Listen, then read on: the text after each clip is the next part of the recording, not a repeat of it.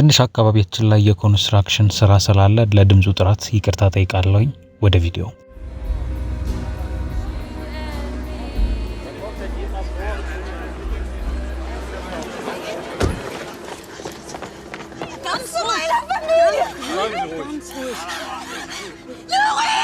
በሃምበርግ ከተማ ውስጥ የምትኖረውና ለባሏም ታማኝ የሆነችው ካቲያ የአንድ ልጅ እናት ነች። ባሏም ቱርካዊ ሲሆን ስሙም ኑሪ ይባላል። ከዚህ በፊትም ከባድ የሆነ የአደንዛዥ አዘዋዋሪ የነበረ ሲሆን አሁን ላይ ግን ያንን ስራውን ሙሉ ለሙሉ ትቶት የቢሮ ስራን ጀምሯል። ሁለቱ አንድ ላይ የሚወለዱት ልጅ ደግሞ ሮኮ ይባላል። አሁን ላይ ሙሉ ህይወታቸው ተመስርቶ የሚገኘውም ይህ ልጅ ላይ ነበረ።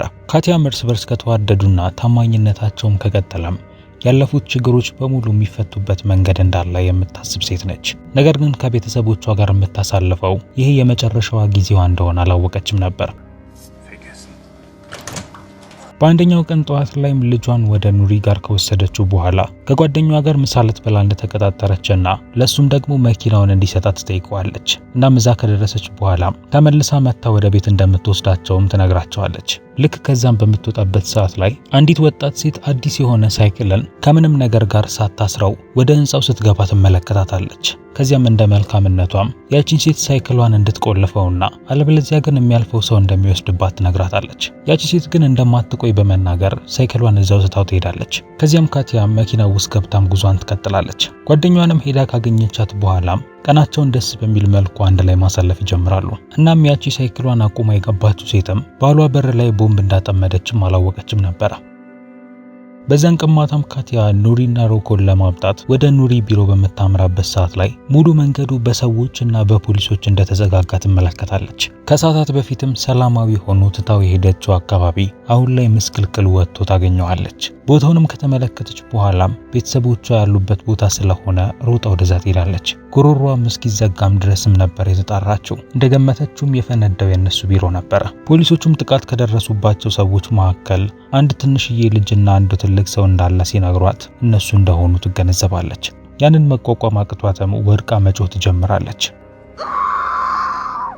ፖሊሶቹም የባሏንና የልጇን ዲኤንኤ ለመለየት ሲሉ ወደ ቤቷ በመምጣት የእነሱን የጥርስ ብሩሽ ይወስዳሉ። እሷም የቁም ቅዠቶች ውስጥ የገባች በሚመስል መልኩ በቤቷ ውስጥ ዝም ብላ መዘዋወር ትጀምራለች።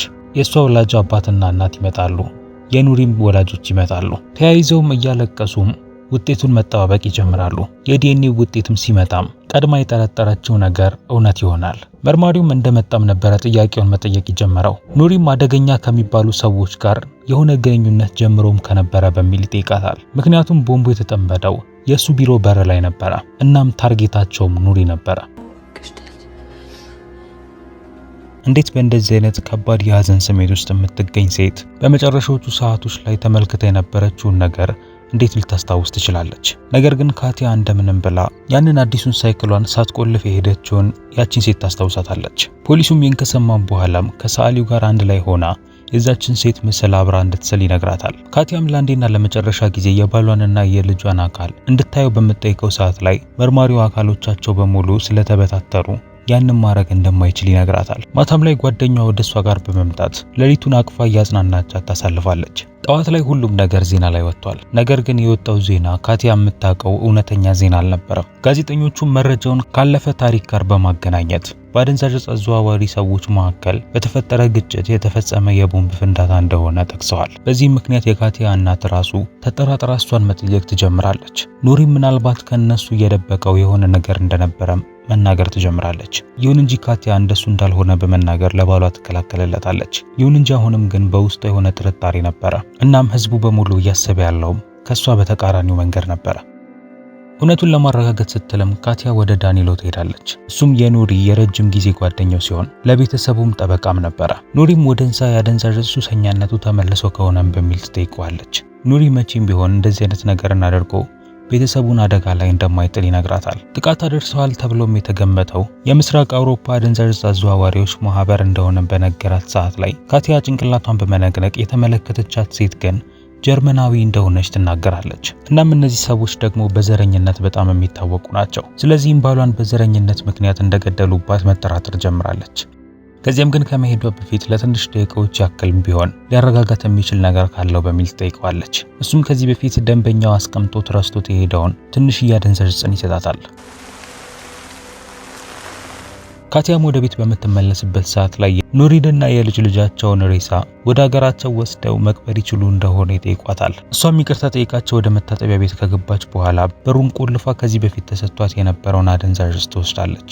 ከዚያም ራሷን አረጋግታ ወደ ሳሎኑ ከተመለሰች በኋላ ልክ ከዚህ በኋላ ምንም የምታጣው ነገር የሌላት በሚመስል መልኩ ለአማቶቿ ባሏና ልጇ እዚሁ ሀገር ውስጥ እንደሚቀበሩ ትነግራቸዋለች። ከቀናት በኋላም የሁለቱ የቀብር ስነ ስርዓት በጀርመን አፈር ላይ ይፈጸማል። ከጥቂት ቀናት በኋላ ፖሊሶች የፍተሻ ፈቃድ ይዘው ወደ ቤቷ ይመጣሉ። በዛም ሰዓት ላይ ቤቷ ውስጥ ተደብቆ የነበረውን ያንን አደንዛዥ ዕፅ ያገኙታል። ከዚያም ወደ ስቴሽናቸው ወስደውም እሷ ላይ ጥያቄዎችን ማቅረብ ይጀምራሉ። ሐሳባቸውም ኑሪ በድጋሚ ወደዛ የአደንዛዥ ዕፅ ቢዝነስ ውስጥ መመለሱን ነበረ። ይሁን እንጂ ካቲያ በቤተሰቦቿ ላይ የተፈጸመው ጥቃት በዘረኝነት ምክንያት እንደሆነ ደጋግማ ትናገራለች።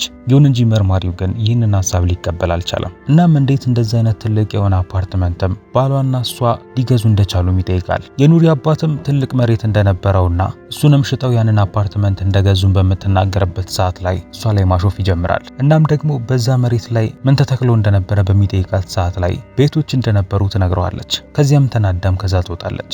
እምነቷን ልትጥልበት ያሰበችውም ይህ ሕግም የራሱን መንገድና ታሪክ እየተከተለ መሆኑን አናዷታል። ወደ ቤትም ከተመለሰች በኋላም ንዴቷን ኑሪ ጥፋተኛ ነው ብላ በምታስበው እናቷ ላይ ማውረድ ትጀምራለች።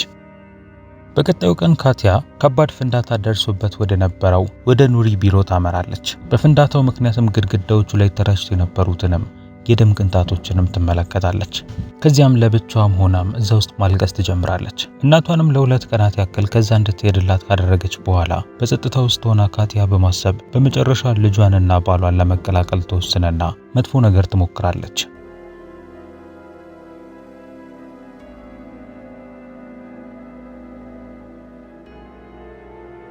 ከዚያም ግን ድንገት በዛን ሰዓት ላይ አንድ መልእክት በስልኳ ይደርሳታል። የደወለላትም ዳኒሎ ሲሆን ከዚህ በፊት ሳይክሏን አስቀምጣ ስትሄድ የተመለከተቻትን ያቺ ዘረኛ ሴት ከነባሏ እንዳሰሯት ይነግራታል። ካቲያም የገመተችው ነገር በሙሉም ልክ እንደሆነ ይሰማታል። ራሷንም ካረጋጋች በኋላም ከነሱ ጋር ያሳለፈችውን ጊዜ በተቀደው ቪዲዮ መመልከት ትጀምራለች።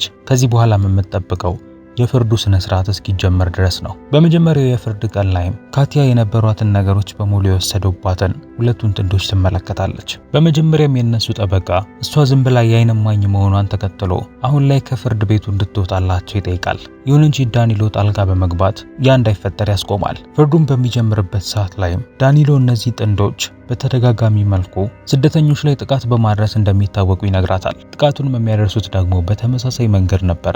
ስለዚህም ፍትህ በዚህ ጊዜ ላይ ማግኘት ለሚገባው የሚሆን ይሆናል። በቀጣዩ የፍርድ ቀጠሮ ላይ ደግሞ የፎረንሲክ ምርመራ መርማሪዋ ጥያቄ ይቀርብላታል። እሷም የተገኙትን መረጃዎች በሙሉ አንድ በአንድ ማቅረብ ትጀምራለች። እነዚህም ግልጽ መረጃዎች ደግሞ ባሏና ልጇ እንዴት እንደተገደሉ ሙሉ ለሙሉ የሚገልጽ ነበረ። ስለዚህም ይህንን መስማት ለካቲያ በጣም ከባድ ነበረ። ስለዚህም ከወንበሯ በመነሳት ሴት ጥቃት አድራሿን ትመታታለች። ያን ብቻ ሳይሆን ከዚህ በኋላም እንደምትገላትም መማል ትጀምራለች። በዚህን ሰዓትም ጥበቃዎቹም እየጎተቱ ከዚያ ይወስዷታል። ዳኛውም በሕጉ መሰረት ድጋሚ እንደዚህ አይነት ነገር የምታደርግ ከሆነ ፍርዱ እስከሚጠናቀቅ ጊዜ ድረስ እዚህ ፍርድ ቤት እንዳትገባ እንደምትከለከል ይነግራታል። የ4 ዓመት ልጇም የተገደለበትን መንገድ በዝርዝር የምትሰማ እናት ከዚህ የተለየ የምታደርገው ነገር አልነበረም።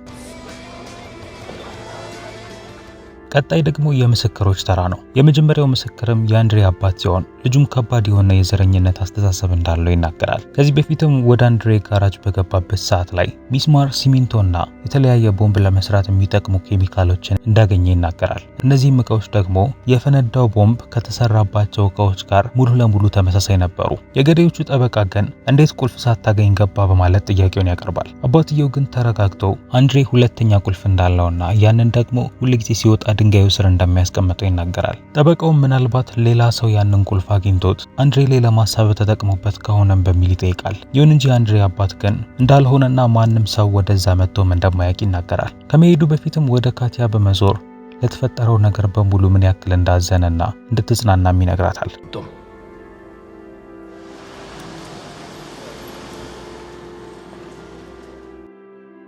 ከቆይቶች በኋላ የካቲያ ጓደኛ አዲስ ከወለደችው ልጇ ጋር በመሆን እሷን ለመጎብኘት ትመጣለች። ትንሹ ልጇም ሲያለቅስና እሷም ስታባብለው ካቲያ ትመለከትና የሆነ ከባድ ስሜት ይሰማታል። ይህም ቁስሏን በከባዱ የሚቀሰቅስ ነገር ነበረ። በቀጣዩ የቀጠሮ ቀናቸው ላይ ደግሞ ሌላኛው የፎረንሲክ መርማሪ ደግሞ በመምጣት እነዛ ኬሚካሎች በፍንዳታው ላይ ከተገኙት ኬሚካሎች ጋር ተመሳሳይ እንደሆኑ መግለጽ ይጀምራል። ይህም አንድሬን ተጠርጣሪ የሚያደርገው ሲሆን ነገር ግን በዛው የፍንዳታ ቦታ ላይ ሌላ ማንነቱን ሊያውቁ ያልቻሉት አሻራም እንዳገኙም ይናገራል። የወንጀለኞቹ ጠበቃም ይህንን እድል በመጠቀም አንድሬ የጋራዡን ቁልፍ ውጭ ላይ ማስቀመጡን ተከትሎ ማንኛውም ሰው ውስጥ በመግባት የፈለገውን ነገር ማድረግ እንደሚችልና አሻራው የእሱ አለመሆኑ ደግሞ ይህንን እንደሚያሳይ ይናገራል። ከዚያም ሌላ ኬት መጣ ያልተባለ ደግሞ ምስክር ደግሞ ይዘው ይመጣሉ። ይህም ግሪካዊ የሆቴል ባለቤት ሲሆን ቦምቡን በፈነዳበት ሰዓት ላይ ጥንዶቹ በሱ ሆቴል ውስጥ ገብተው ሲዝናኑ እንደነበረ ይናገራል። ካቲያም ይህንን ስትሰማ ትደነግጣለች። ይሁን እንጂ ዳኒሎ ግን ዝግጁ ነበረ። ከዚያም ራሱ የሆቴል ባለቤት ዘረኞቹ ሰዎች ይጠቀሙበት የነበሩትን ያንን ባንዲራ ይዞ የተነሳውን ፎቶ ያሳያል። ይህም ማለት ደግሞ እሱም ከዘረኛዎቹ ሰዎች መካከል አንዱ ነው ማለት ነው። አንድሬም ደግሞ ከአንድ ዓመት በፊት ይህንን ፎቶ በሶሻል ሚዲያ ላይ ላይክ አድርጎት ነበረ። የዚህም እውነታ መገለጥ ካቲያንና የተቀሩትን ሰዎች በሙሉ የሚያስደስት ነገር ነበረ። ከዚያም ዳኒሎ ለካቲያ ከዚህ በኋላ የወንጀለኞቹ ጠበቃ የሚያነሳው ነገር ስለማይኖር በቤቷ ውስጥ የተገኘውን ያንን አደንዛዥ ዕፅ እንደ መከላከያ ማቅረብ እንደሚጀምሩ ይናገራል። ስለዚህም ለዛ እንድትዘጋጅ ይፈልጋል።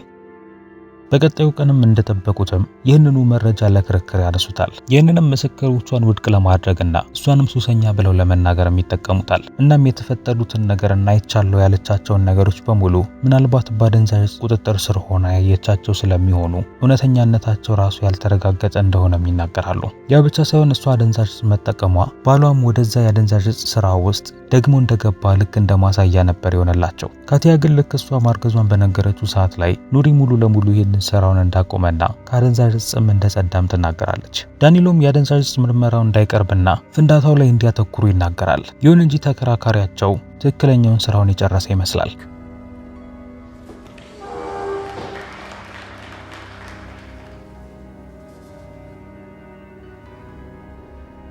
በመጨረሻም የፍርዱ ቀን ይደርሳል። ካቲያንም በሚያስደነግጣት መልኩም ፍርድ ቤቱ ጥንዶቹን ነፃ ያደርጋቸዋል። እናም በስር ላይ ላሳለፉት ጊዜም ካሳም የሚከፈላቸው ይሆናል። ፍርድ ቤቱም በፍንዳታው ላይ የተገኙት እቃዎች በሙሉ በየትኛውም ሰው ቤት ውስጥ ሊገኙ የሚችሉ እቃዎች እንደሆኑ ተናግሯል። የግሪካዊውን ምስክርነት ውድቅ ቢያደርገውም ነገር ግን ሌላ እነሱን ጥፋተኛ የሚያስብላቸው ትክክለኛ ማስረጃ ሊያገኝ አልቻለም። ካቲያም ባሏንና ልጇን የገደሉባት ሰዎች በደስታ ሲፈነድቁ ስታይ ንዴቷ በጣም ይባባሳል። እናም በዚህ ጊዜ ላይም በሕግ ላይ የነበራት ተስፋ በሙሉ በአንድ ይሰበራል። እድሜ ልኳን ታምነውና ትመካበት የነበረውም ሕግ በአንድ ውሳኔ ብቻ ሁሉንም ነገር አጥፍቶባታል። ፍትህ ያላገኘችውና ቤተሰቦቿ የሞቱባት ካቲያ አንድ ውሳኔን ትወስናለች። ግሪካዊ ሰውዬ የሚያስተዳድረውን ሆቴል ካጣራች በኋላ ወደዛ ቦታ ታመራለች። በመኪናውም ከዛ ሲሄድ ከተመለከተችው በኋላ በቀጥታ ወደ ሆቴል ውስጥ በመግባት እዛ ለነበረችው ሰራተኛ የሁለቱን ሰዎች ፎቶ ታሳያታለች። እናም እነዚህን ሰዎች አይታቸው ከሆነም በሚል ጠይቃታለች። ሰራተኛዋን ፎቶን ስትመለከት የደነገጠች ትመስላለች።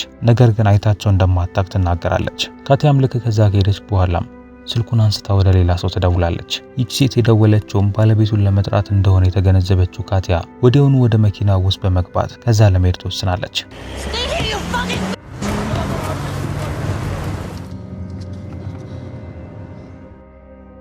በቀጣይ በዛው አካባቢ ላይ እቃዎችን ስትገዛ ያ ሰው በመኪናው በዛ በኩል ሲያልፍ ትመለከተዋለች። ከዚያም መኪናው ውስጥ በመግባትም እሱን መከተልና የሚሄድበትን ረጅም ርቀትን አብራ መጓዝ ትጀምራለች። የሄደበት ቦታም ሰው የሌለበት ቦታ ነበረ። አረቆም መኪናውን ካቆመም በኋላም ካቲያ ከመኪናዋ በመውጣት ተደብቃ እሱን መመልከት ትጀምራለች።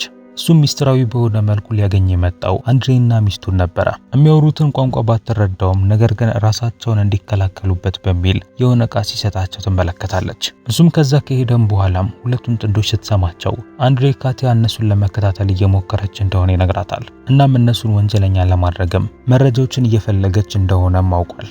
ካቲያም ከዚህ በፊት ያመነችበት የፍርድ ስርዓት ፖሊሶችና ዳኞች ፍርዱን የማይሰጧት ከሆነ ከዚህ በኋላ ራሷ ፍርዱን ለመስጠት ትወስናለች። ገዳዮቹም ባሏንና ልጇን ለመግደል የተጠቀሙበትን ቦምብ ለመስራት ስትል ተመሳሳይ እቃዎችን ትገዛለች። ከዚያም የልጇን መጫወቻ መኪናንን በመጠቀምም እሱ ውስጥ ቦምቡን መግጠም ትጀምራለች። በዚህ መልኩም አዲስ በተከራየችው ቤት ውስጥ በመሆን ተመሳሳይ የሆነውን ቦምብ ሰርታ ትጨርሳለች።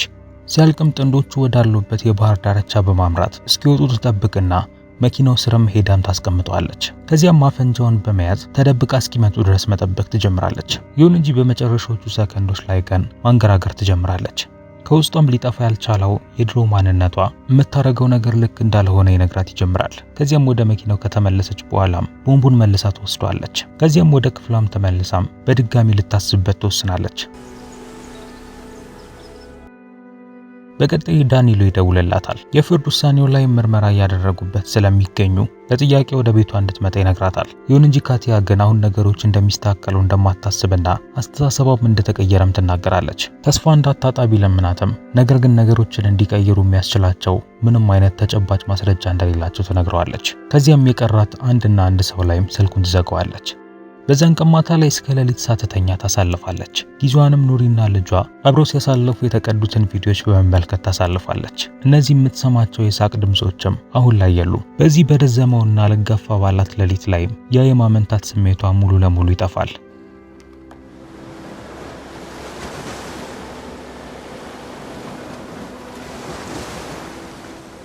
በቀጣዩ ቀን ጧት ላይም ካቲያ ወደ ባህር ዳርቻው ታመራለች። መኪናውም እዛው ያለ ሲሆን አንድሬና ሚስቱም በመኪናው ውስጥ ይገኛሉ። በዚህ ጊዜም ቦምቡን መኪናው ስር ለመደበቅ አልወሰነችም። ቦርሳውን በጀርባዋ ላይ በማዘለም ተረጋግታ ወደ መኪናው ውስጥ ገባለች።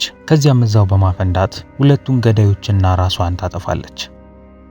አንዳንድ ጊዜም ፍርድ በትክክለኛው አካል መሰጠት የማይችል ከሆነ ምንም የሚያጣው ነገር የሌለ ሰው ያንን ፍርድ የሚሰጥ ይሆናል። ካቲያም ያንኑ አድርጋለች። ፊልሙ ይህን ይመስል ነበር። ከተመቻችሁ ላይክ እና ቻናሉንም ደግሞ ሰብስክራይብ ማድረግ እንዳትረሱ። በሌላ ቪዲዮ እስከምንገናኝ ድረስ ግን ቻው።